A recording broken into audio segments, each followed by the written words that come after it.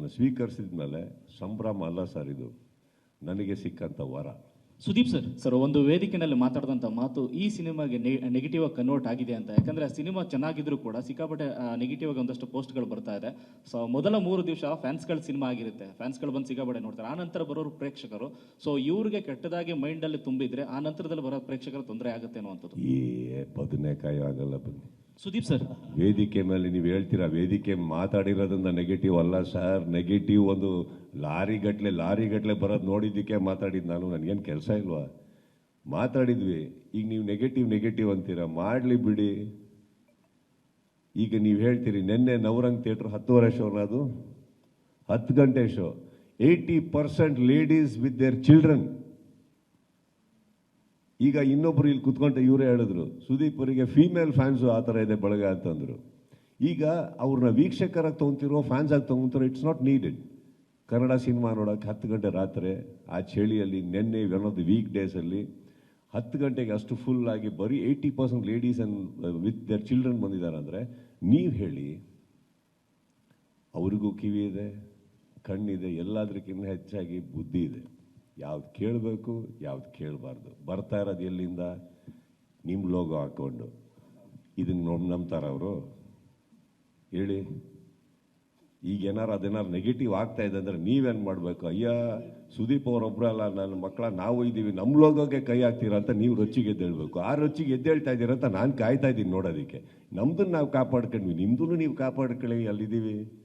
ಅಕಸ್ಮಾತ್ ಏನಾದ್ರು ಸ್ವಲ್ಪ ಹೆಲ್ಪ್ ಬೇಕು, ಸುದೀಪ್ ಅವರೇ ಬಂದು ಒಂಚೂರು ಹೇಳಿ, ನಾನು ಬರ್ತೀನಿ, ಸೇರ್ಕೊಳ್ಳೋದು ಏನು ಪ್ರಾಬ್ಲಮ್ ಇಲ್ಲ. ನಮ್ಮ ಸಿನಿಮಾ ನೀವು ಕಾಪಾಡಿ, ನಿಮ್ಮ ಲೋಗೋ ನಾವು ಕಾಪಾಡ್ತೀವಿ ಸರ್. ಸುದೀಪ್ ಸರ್ ಇಲ್ಲಿ ರಮೇಶ್ TV5 ಸರ್. ಆಯ್ತು ಸರ್, ಬಿಫೋರ್ ರಿಲೀಸು ನೀವೊಂದು ಸ್ಟೇಟ್ಮೆಂಟ್ ಕೊಡ್ತೀರಿ, ಒಂದು ಇಂಟೆಲಿಜೆನ್ಸಿಂದ ನಮಗೆ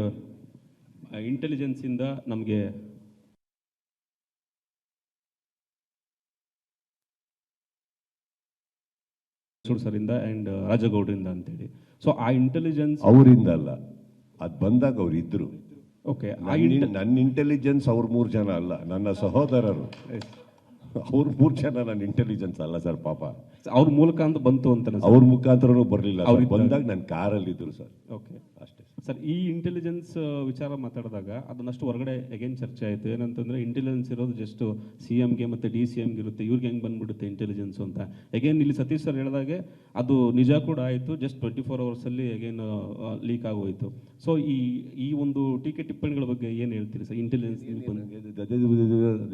ನನಗೆ ಸರಿ ಕೇಳಿಸ್ತಾ ಇಲ್ಲ, ಕ್ಲಾರಿಟಿ ಬರ್ತಾ ಇಲ್ಲ. ಹಲೋ ಸರ್, ಕೇಳಿಸ್ತಿದೆಯಾ ಈಗ? ಎಸ್, ಮೈಕು ಸ್ವಲ್ಪ ದೂರ ಇಟ್ಕೊಳ್ಳಿ. ನೀವು ಅಲ್ಲಿವರೆಗೆ ಕೇಳಿಸ್ತು ಸರ್, ಇಂಟೆಲಿಜೆನ್ಸ್ ಆದ್ಮೇಲೆ. ಹಲೋ ಎಸ್, ಈಗ ಬೆಟರ್ ಇದೆ. ಓಕೆ ಸರ್, ಈಗ ಕೇಳಿಸ್ತಿದೆಯಲ್ಲ ಸರ್? ಇಂಟೆಲಿಜೆನ್ಸ್ ವಿಚಾರ ಬಂದಾಗ ಅದು ಕೆಲವು ಹೊರಗಡೆ ಟೀಕೆಗಳು ಬಂತು. ಈ ಇಂಟೆಲಿಜೆನ್ಸ್ ಬರೋದು ಕೇವಲ CMಗಳಿಗೆ DCMಗಳಿಗೆ ಇವ್ರಿಗೆ ಎಲ್ಲಿಂದ ಬಂದ್ಬಿಡುತ್ತೆ ಇಷ್ಟು ಇನ್ಫಾರ್ಮೇಷನು ಅಂತೇಳಿ ಒಂದಷ್ಟು ಆಯಿತು. ಸೊ ಈ ಒಂದು ಟೀಕೆಗಳ ಬಗ್ಗೆ ತಾವೇನು ಹೇಳ್ತೀರಿ ಸರ್? ಇಂಟೆಲಿಜೆನ್ಸ್ ರಿಪೋರ್ಟ್ಗಳ ಬಗ್ಗೆ ನಿಮಗೆ ಯಾವ ರೀತಿ ಮಾಹಿತಿ ಸಿಕ್ತು ಅನ್ನೋದ್ರ ಬಗ್ಗೆ? ಬಿಟ್ಕೊಡೋದೇ ಸ್ಟುಪಿಡಿಟಿ, ಇಂಟೆಲಿಜೆನ್ಸ್ ಅಲ್ಲ. ನನ್ನ ಇಂಟೆಲಿಜೆನ್ಸ್ ಬಗ್ಗೆ ನಾನು ಯಾಕೆ ಮಾತಾಡಲಿ? ಯಾರೋ ಟೀಕೆ ಮಾಡ್ತಾರಂತ ಇವಾಗ ಯಾರೋ ಒಂದು ಹೇಳ್ತಾರೆ, ಸುದೀಪ್ ಅವ್ರು ಪ್ಯಾಂಟ್ ಬಿಟ್ರೆ ಏನು ಹಾಕಲ್ಲ ಅಂತ ಬಿಚ್ಚಿ ತೋರಿಸ್ಲಾ? ಹಂಗಾಗತ್ತಾ? ನಂದು ಸರ್, ನನ್ನ ರೂಪು. ನಾನು ಯಾಕೆ ಇದು ಮಾಡಲಿ? ನಾನು ಯಾವುದೋ ಟೀಕೆಗಳಿಗೆಲ್ಲ ಉತ್ತರ ಕೊಡಲ್ಲ ಸರ್. ಅದೇ ನನಗೆ ಏನಿದೆ ಇಂಟೆಲಿಜೆನ್ಸ್ ಅಂತ ತಕ್ಷಣ ನಾನು CM ಆಗ್ಬೇಕಾ? ನಮ್ದೊಂದು ಟ್ರೂಪ್ ಇರಲ್ವಾ? ಈಗ ನೀವೇ ಕುತ್ಕೊಂಡಲ್ಲಿ ನಿಮಗೆ ಗೊತ್ತಿಲ್ಲ, ನೀವೇನು ಅಂದ್ಬಿಟ್ರಿ ಇಂಟೆಲಿಜೆನ್ಸ್ ಆದಂಥ ಚಕ್ರವರ್ತಿ ಅವ್ರನ್ನ ನೋಡ್ಬಿಟ್ಟು ಪಾಪ ಅವ್ರ ಸಹೋದರರು ಕಾರಣಿದ್ರಷ್ಟೇ. ನಾನೊಂದು ಮಾತು ಹೇಳ್ತೀನಿ ಸರ್, ಇಂಟೆಲಿಜೆನ್ಸ್ ಅಂದ ತಕ್ಷಣ ನಾನು ಸಿಲ್ಲಿಯಾಗಿ ಮಾತಾಡೋನಲ್ಲ ಸರ್. ಬರುತ್ತೆ ಸರ್. ಇಂಟೆಲಿಜೆನ್ಸ್ ಅಂತ ಏನಿದೆ sir, word, it's A dictionary word. ಅದು ಅವರಿಗೂ ಇಂಟೆಲಿಜೆನ್ಸೇ, ನಮ್ಮ ಟ್ರೂಪಿಗೂ ನಾವು ಕರೆಯೋದು ಇಂಟೆಲಿಜೆನ್ಸ್ ಅಲ್ವಾ?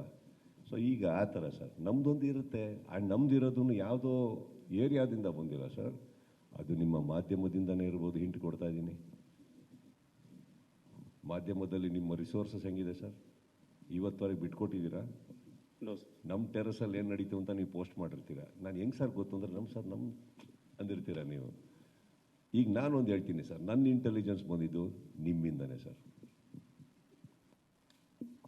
ನಿಮ್ಮ ಮಾಧ್ಯಮದಿಂದನೇ. ಅಲ್ಲಿಂದ ಬಂದಂಥ ರೈಟ್ ಸೋರ್ಸಸ್ ಇಟ್ಕೊಂಡು ಇಂಟೆಲಿಜೆಂಟಾಗಿ ಎವಿಡೆನ್ಸ್ ಒಟ್ಟಿಗೆ ನನಗೆ ಕೊಟ್ಟಂಥ ನನ್ನ ಇಂಟೆಲಿಜೆನ್ಸ್ ಟ್ರೂಪು ನಿಮ್ಮ ಮಧ್ಯೆನೇ ಕೂತಿದ್ದಾರೆ ಸರ್. ಅದು ಗುಪ್ತಚರ ಇಲಾಖೆ